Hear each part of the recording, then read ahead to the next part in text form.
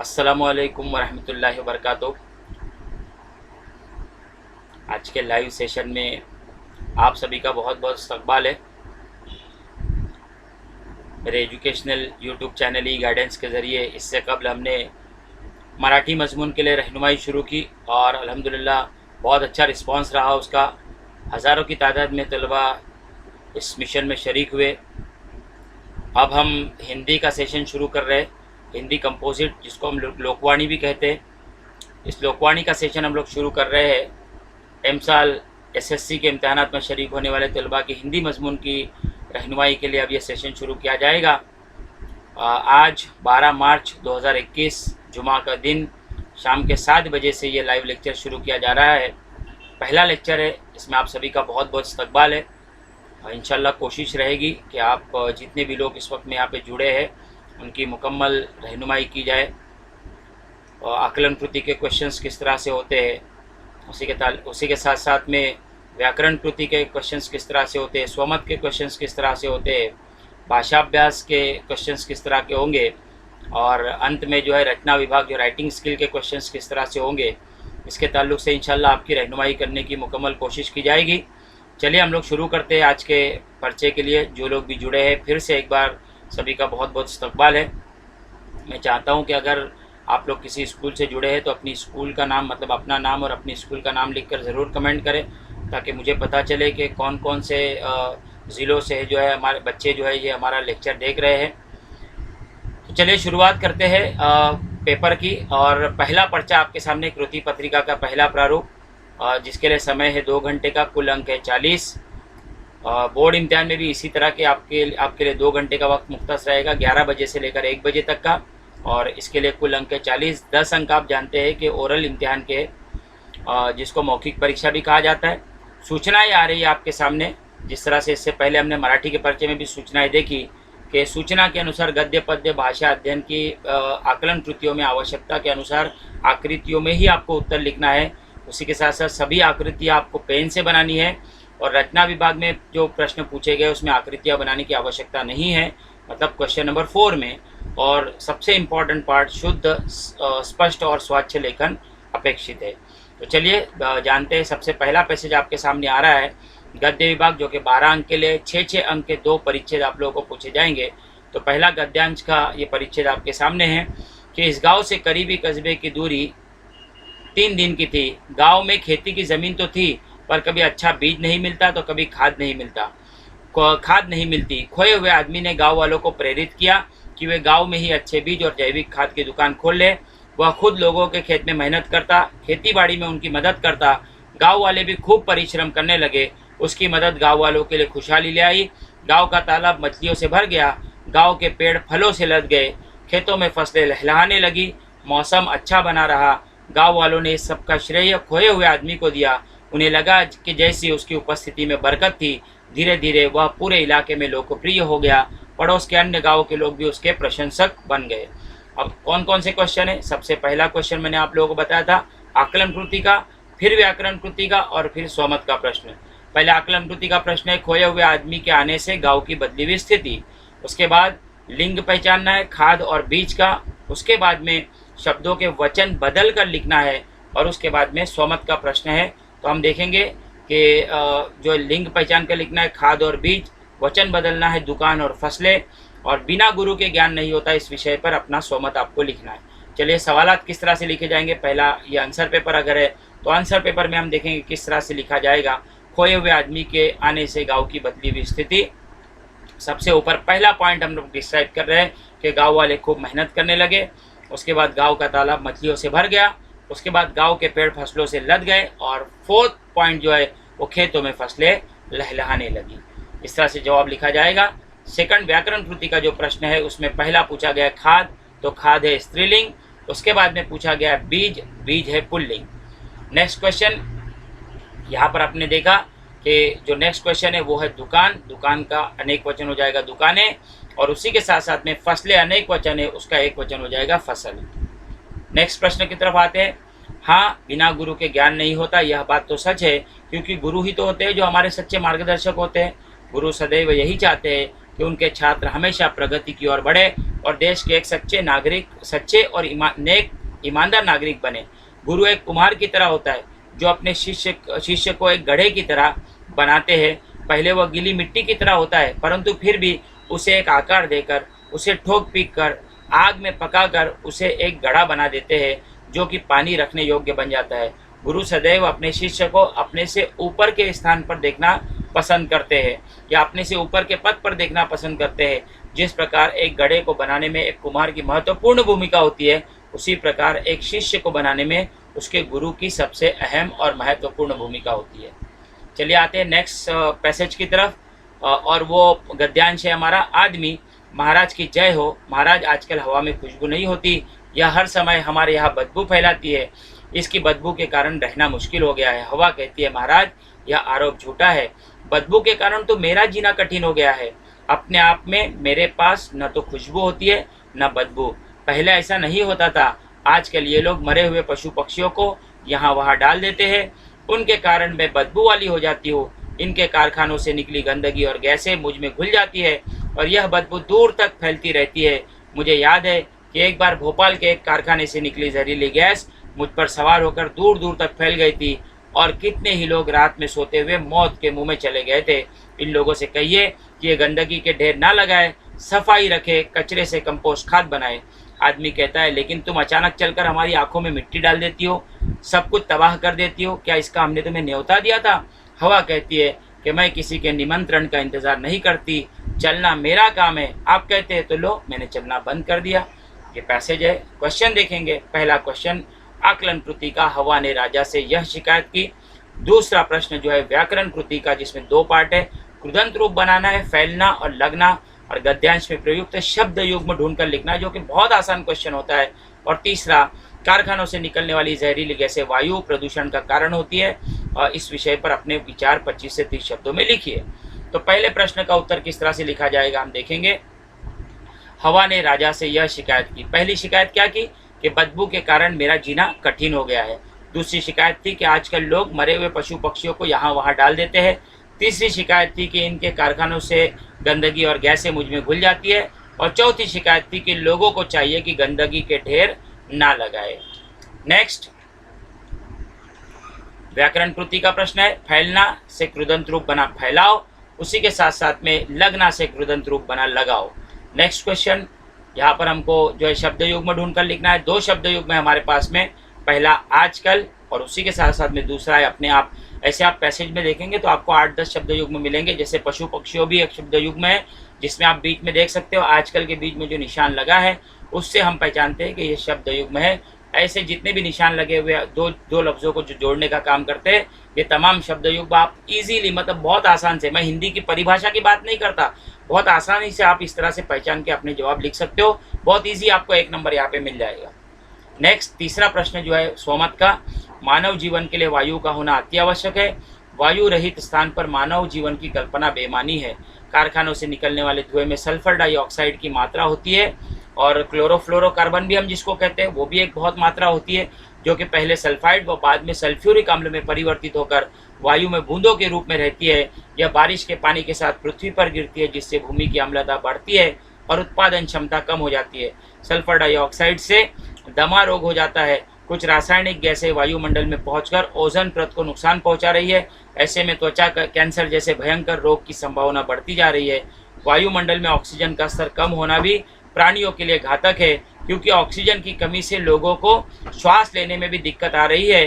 कारखानों से निकलने के बाद रासायनिक पदार्थ व गैसों का अवशोषण फसलों, वृक्षों आदि पर करने से प्राणियों पर बुरा प्रभाव पड़ रहा है। नेक्स्ट, पद्यांश पर हम लोग आ चुके। गुरु कुमार शीश कुंभ है, गड़े गड़े गाढ़े खोट, अंतर हाथ सहार दे, बाहर बाहें चोट, जाको राखे साइयां, मारी सके ना कोई, बाल न बाका करी सके, जो जग बैरी होए, नैनो अंतर आव तू, नैन झांपी तो ही लेव, ना मैं देखूं और को, ना तो ही देखन देव, और लाली मेरे लाल की, जित देखो तिथ लाल, लाली देखन मैं गई, मैं भी हो गई लाल। अब प्रश्न किस तरह से पूछे, साइया कहा गया है। पद्यांश में प्रयुक्त मुहावरा, कबीर अपने प्रभु को रखना चाहते हैं, मैं भी हो गई लाल, या आकलन कृति का प्रश्न। और सरल अर्थ, पद्यांश के आरंभ की 2 पंक्तियों का सरल अर्थ लिखना है। जवाबात किस तरह से लिखा जाएंगे हम लोग देखेंगे। सबसे पहले साइया कहा गया है किसको, भगवान को, ईश्वर को। पद्यांश में प्रयुक्त मुहावरा कौन सा है, बाल बांका न होना। और कबीर अपने प्रभु को रखना चाहते हैं कहाँ, आंखों में। और मैं भी हो गई लाल का अर्थ है ईश्वर की अद्भुत महिमा में विलीन होना। चारों जवाबात हमने लिखे। आगे हम लोग बढ़ते हैं। सरल अर्थ का प्रश्न हमने लिखा, जिन ढूंढा यह संत कबीरदास जी के दोहों का संकलन है। प्रस्तुत दोहे के माध्यम से कबीरदास ने गुरु शिष्य के संबंध के बारे में बताते हुए गुरु की महिमा का वर्णन किया है। वह कहते हैं कि गुरु कुम्हार और शिष्य गढ़े के समान होता है। जिस प्रकार कुम्हार गढ़े को भीतर से एक हाथ से सहारा और बाहर से दूसरे हाथ से छपाछप की चोट देकर उसे सही आकार देता है, उसी प्रकार गुरु भी शिष्य को ज्ञान रूपी सहारा और अनुशासन व दंड रूपी चोट देकर उसे विशिष्ट आकार देता है, अर्थात उसका भविष्य उज्जवल बनाता है। आगे देखते हैं हम नेक्स्ट प्रश्न कौन सा है, नेक्स्ट कविता कौन सी है। पद्यांश है, सुरभित सुंदर सुखद सुमन तुझ पर खिलते हैं, भांति भांति के सरस सुधोपम फल मिलते हैं। औषधियाँ है प्राप्त एक से एक निराली, खाने शोभित कही धातु और रत्नों वाली। जो आवश्यक होते हमें मिलते सभी पदार्थ है, हे मातृभूमि वसुधा धरा तेरे नाम यथार्थ है। प्रश्न कौन से पूछे गए। सबसे पहला प्रश्न, मातृभूमि इनसे सुशोभित है, किन से है वो हमको लिखना है और पद्यांश के आरंभ 4 पंक्तियों का सरल अर्थ लिखना है। तो पहले सबसे पहला सवाल, मातृभूमि इनसे सुशोभित है, किससे है सुशोभित। तो सबसे पहला पॉइंट हमारे पास में आ रहा है वो है सुमन, मतलब जिसको हम लोग कहते हैं फूल। फिर नेक्स्ट पॉइंट है वो है हमारा फल। उसी के साथ साथ में थर्ड पॉइंट बहुत इंपॉर्टेंट और वो है औषधिया। और चौथा है धातु और रत्न। इन 4 चीज़ों का जो उल्लेख यहाँ पर आया है, इन चारों के बारे में हमने यहाँ पर लिखा, सुमन, फल, औषधिया, धातु और रत्न। नेक्स्ट पर्सनल रिस्पॉन्स का क्वेश्चन, प्रथम 4 पंक्तियों का सरल अर्थ लिखना है। प्रस्तुत पंक्ति के द्वारा कवि मैथिली शरण गुप्त जी अपनी मातृभूमि से प्राप्त होने वाली संपदाओं के बारे में बता रहा है। कवि कहता है कि सुगंधित सुंदर व सुख देने वाले फूल यहाँ पर खिलते हैं और यहीं पर अलग अलग रसों से युक्त अमृत के समान फल भी मिलते हैं। यहाँ एक से एक अनोखी औषधियाँ पाई जाती है और विविध प्रकार की धातुओं व श्रेष्ठ रत्नों की खाने भी सुशोभित है। कवि कहता है कि हमें हमारे जीवन के लिए जो भी आवश्यक है वे सभी पदार्थ यहाँ विद्यमान है और हमें थोड़े से श्रम से मिल जाते हैं। वास्तव में मातृभूमि का जो नाम वसुधा धरा है वह सार्थक और सत्य है। नेक्स्ट क्वेश्चन की तरफ हम लोग आते हैं जो कि थर्ड क्वेश्चन है, भाषा अध्ययन, जो व्याकरण का क्वेश्चन है। पूरे 8 मार्क्स यहाँ पर मिलने वाले हैं। सबसे पहला, सूचनाओं के अनुसार विद्या कीजिए, जिसमें पहला है सही शब्द छांट कर लिखिए, विद्यापीठ, और दूसरा उत्सुकतावश। अब देखेंगे हम किस तरह से हमने जवाब लिखा है, विद्यापीठ और दूसरा उत्सुकतावश। नेक्स्ट आगे बढ़ते हैं हम। अवयव का वाक्य में प्रयोग करना है, साथ और के अंदर, दोनों में से किसी एक का प्रयोग करना है। हम दोनों का करके देखेंगे। यहाँ पर साथ, अली को माँ के साथ रहना पसंद है और साथ को हमने अंडरलाइन किया। नेक्स्ट है के अंदर, कुछ ही समय में जहाज समुद्र के अंदर चला गया, तो के अंदर का प्रयोग किया। किस तरह से लिखा जाएगा आप देख सकते हैं और अंडरलाइन भी किया है खूबसूरती के साथ में।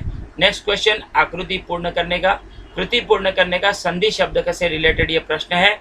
संधि विच्छेद में उच्चारण दिया हुआ और एक जगह संधि शब्द दिया हुआ महोत्सव। संधि विच्छेद में संधि शब्द और संधि भेद लिखना है और जो दूसरा प्रश्न है उसमें संधि शब्द दिया हुआ है महोत्सव, उसका संधि विच्छेद और संधि भेद लिखना है। जवाब किस तरह से लिखा जाएगा आप देख सकते हैं। पहले लिखा हमने संधि शब्द और बीच में लिखा हमने उत्त अधिक चारण, संधि विच्छेद है, इसका संधि शब्द बनेगा उच्चारण और संधि भेद होगा। चूंकि ये व्यंजन संधि है, व्यंजन का व्यंजन से मिलाप हो रहा है, ये व्यंजन संधि है। उसी के साथ साथ में महोत्सव ये शब्द है, यहाँ पर महोत्सव का संधि विच्छेद करेंगे हम, वहाँ हो जाएगा महा अधिक उत्सव। और ये संधि कौन सी है, तो ये स्वर संधि है। तो स्वर संधि हमने लिखा है यहाँ पर, स्वर का स्वर से मिलाप होता है, स्वर संधि उत्पन्न होती है, स्वर संधि बनी है यहाँ पर। नेक्स्ट, अधोरेखांकित वाक्यांश के लिए उचित मुहावरे का चयन कीजिए। चिकना गड़ा होना और पिंड छुड़ाना। प्रताप ऐसा बात नहीं है कि उससे छुटकारा ना पाना कठिन हो जाता है। छुटकारा पाना के लिए कौन सा मुहावरा बेस्ट है वहाँ पर, पिंड छुड़ाना या चिकना गड़ा होना। तो हम देखेंगे कि वहाँ पर बेस्ट है पिंड छुड़ाना, जो उससे मिल रहा है वहाँ पर। और उसी के साथ साथ में दूसरा मुहावरों का वाक्य में प्रयोग करना है, माथा ठनकना, धावा बोलना। अब हम देखेंगे यहाँ पर किस तरह से जवाब लिखा जाएगा। पहला, प्रताप ऐसा बातू नहीं है कि उससे पिंड छुड़ाना कठिन हो जाता है। नेक्स्ट, माथा ठनकना अर्थ होता है आशंका होना। वाक्य हो गया, लालची मित्र को अचानक सामने देखकर साहिल का माथा ठनका। उसी के साथ साथ में ये क्वेश्चन हमारे यहाँ पर कंप्लीट हुआ। आगे बढ़ते हैं हम। काल भेद का परिवर्तन, पहले काल भेद पहचानना है, सांस लेना मुश्किल हो रहा है और काल परिवर्तन करना है। दो में से कोई एक, मैं नहीं जानता कि मैं कहाँ गिरूंगा और मैं घर में संस्कारों का इन्वेस्टमेंट कर रहा हूँ। इन दोनों में से किसी एक का परिवर्तन करना है और ऊपर का प्रश्न कंपलसरी है जो कि आपको करना है, काल भेद पहचानना है। सबसे पहले हम देखेंगे कि ऊपर का जो प्रश्न है वो अपूर्ण वर्तमान काल है। काल भेद को जो है वो परिवर्तन करना है, मैं नहीं जानता मैं कहाँ गिर रहा हूँ। और दूसरा प्रश्न हमने बनाया, मैंने घर में संस्कारों का इन्वेस्टमेंट किया। इस तरह से लिखा जाएगा। वाक्य भेद पहचानना है। पहला, रचना के अनुसार आप जानते हैं 3 प्रकार है वहाँ पर और अर्थ के अनुसार 8 प्रकार है। पहला, कागज़ की तस्वीरें दीवारों पर लगा ली थी और घर सजा लिया था और मैं किसी के निमंत्रण का इंतज़ार नहीं करती। तो पहला प्रश्न और का प्रयोग हुआ है, इसलिए वो है संयुक्त वाक्य। और दूसरे में हम देखेंगे वहाँ पर नहीं का उपयोग हुआ है, तो वो कौन सा वाक्य है, तो वो निषेधार्थक वाक्य है। नेक्स्ट, रचना विभाग पर हम आए हैं। हम यहाँ पर कोशिश करेंगे कि 2 पत्र है। आज हम कोशिश हमारी ये रहेगी कि हम पहला पत्र जो है वो शिरडी से अपूर्वा कठाले जन्मदिवस की बधाई देते हुए अपने मित्र सहेली उदय उमा को पत्र लिखती है। तो इसको हम जो यहाँ पर जानने की कोशिश करेंगे किस तरह से पत्र लिखा है। देखिए, सबसे पहले हमने लिखा दिनांक 10 मार्च 2019, प्रिय मित्र उदय, सप्रेम नमस्ते, uday123@gmail.com। ये पूरा एड्रेस हुआ। जन्मदिन के उपलक्ष्य में कल ही मुझे तुम्हारा निमंत्रण पत्र प्राप्त हुआ। तुम्हारा जन्म दिवस हम सब के लिए अत्यंत हर्ष का दिन है। मेरी हार्दिक इच्छा थी कि मैं इस शुभ अवसर पर अवश्य पहुंचूं, परंतु मेरी परीक्षाएं अत्यंत निकट होने के कारण मैं स्वयं को असमर्थ पा रहा हूं। मुझे उम्मीद है कि मेरी विवशता को ध्यान में रखते हुए मुझे क्षमा करोगे। तुम्हारे जन्म दिवस के शुभ अवसर पर मेरी ओर से हार्दिक बधाई व समस्त मंगल कामनाएं। मेरी ईश्वर से यही प्रार्थना है कि जीवन में वह सब कुछ तुम्हें प्राप्त हो जिसकी तुम कामना करते हो। तुम्हारा मित्र अपूर्व कठाले, आदर्श नगर शिरडी। और आखिर में हमने ईमेल आईडी लिखा हुआ है apurva123@gmail.com। नेक्स्ट, अब यहाँ पर आपको कहानी लिखनी है या विज्ञापन लेखन करना है। तो आज हम लोग कोशिश करेंगे कि हम कहानी लिखेंगे। एक सुंदर वन, इंद्र का आगमन, वन का सौंदर्य देखना, एक सूखे पेड़ पर तोते को देखना, सवाल पूछना, तोते का जवाब, इंद्र का वरदान, पेड़ का हरा भरा हो जाना और सीख क्या मिलेगी, यहाँ से हम देखेंगे। सबसे पहले हमने उन्वान दिया, टॉपिक दिया, शीर्षक दिया सच्चा मित्र। एक बार एक सुंदर वन था। उस वन में विभिन्न प्रकार के पेड़ पौधे थे। उन पेड़ों पर अलग अलग प्रकार के रंगों के फल और फूल थे। ये पेड़ वन की सुंदरता को और भी बढ़ा देते थे। एक बार इस वन में भगवान इंद्र का आगमन हुआ। वे उस वन की सुंदरता को देख बहुत प्रसन्न हुए। वन में वह घूम रहे थे, तब उन्होंने हरे भरे पेड़ों के बीच एक सूखा हुआ पेड़ देखा। उस पेड़ पर एक तोता बैठा हुआ था। भगवान इंद्र ने उस तोते से पूछा, तुम वन के अन्य हरे भरे पेड़ों की बजाय इस पेड़ पर क्यों बैठे हुए हो? तब तोते ने कहा, पहले यह पेड़ भी अन्य पेड़ों की तरह फूल, फल और पत्तों से भरा हुआ था। इस पेड़ ने मुझे रहने के लिए जगह, खाने के लिए फल दिए। अब इसकी परिस्थिति पहले जैसी अच्छी नहीं है, तो क्या मैं इसका साथ छोड़ दूं? तोते का जवाब सुनकर भगवान इंद्र बहुत प्रसन्न हुए। उन्होंने उस पेड़ को फिर से फूल और फल और पत्तों से हरा भरा बनाने का वरदान दिया। यह देखकर तोता बहुत खुश हुआ। और सीख हमें ये मिलती है कि कठिन प्रसंग या परिस्थितियों में हमें अपने दोस्तों या अपने प्रियजनों का, अपनी फैमिली का साथ कभी भी नहीं छोड़ना चाहिए। नेक्स्ट हम लोग आगे बढ़ते हैं। 2 जो है निबंध दिए हुए, 5 निबंधों के टाइप से, जिसमें से 2 निबंध यहाँ पर दिए जाएंगे। 2 टाइप के निबंध होंगे। तो उसमें से निम्नलिखित विषयों में से किसी एक विषय पर 70 से 80 शब्दों में निबंध लिखना है। यदि मैं शिक्षा मंत्री होता और मेरा प्रिय वैज्ञानिक। हमने यहाँ पर चूज किया है यदि मैं शिक्षा मंत्री होता। निबंध देखेंगे किस तरह से लिखा है। व्यक्ति जब अपने जीवन से संतुष्ट होता है तो अपनी संतुष्टि के कारणों को मिटाने की कोशिश करता है। इसी इच्छा से मनुष्य की उन्नति के भेद का पता चलता है। मैं एक विद्यार्थी हूँ, तो मेरी ज़्यादातर इच्छाएं मेरी शिक्षा से संबंधित है। इसलिए मैं कई बार शिक्षा में ऐसे परिवर्तन लाने की कोशिश करता हूँ जिससे हमारी शिक्षा सही अर्थों में उपयोगी बन जाए। जब तक मैं शिक्षा मंत्री नहीं बन जाता, तब तक मैं अपनी इच्छाओं को पूरा नहीं कर सकता। इसलिए कभी कभी मैं सोचता हूँ कि काश मैं शिक्षा मंत्री होता। यदि मैं शिक्षा मंत्री होता तो सबसे पहले आदेश जारी करता कि पाठ्यक्रमों में किताबों का बोझ कम कर दिया जाए। आज के समय में एक ही विषय की 4-4 किताबें होती है। विद्यार्थी उन्हें देखकर ही घबरा जाता है और उसे कुछ भी समझ में नहीं आता। विद्यार्थी उन्हें देखकर असमंजस में पड़ जाते हैं कि वे कौन सी पुस्तक को अपनाएं। विद्यार्थियों पर पाठ्य पुस्तकों का बहुत भार होता। हमें ज़्यादा से ज़्यादा बोझ को कम करने की कोशिश करनी चाहिए। इस तरह से और दूसरा पैसेज भी हमने यहाँ पर लिखा है, आप देखिए, अगर आप चाहे तो आप यहाँ पर स्क्रीनशॉट भी यहाँ पर हासिल करते हैं। और बहुत सारी चीज़ें हमने यहाँ पर इसको लिखने की कोशिश की है। एक तीसरा पैसेज भी हमारा यहाँ पर, तीसरी स्लाइड भी यहाँ पर मौजूद है, जिसमें मैंने लिखा है कि अगर मैं शिक्षा मंत्री होता तो क्या होता। आप अपनी तरफ से बहुत सारे पॉइंट इसमें ऐड कर सकते हो और भरपूर लिखने की कोशिश आप कर सकते हो। और ये पेपर जो है हमारा यहाँ पर ख़त्म हो जाएगा। 4-4 मार्क्स के 3 क्वेश्चन यहाँ पर होंगे।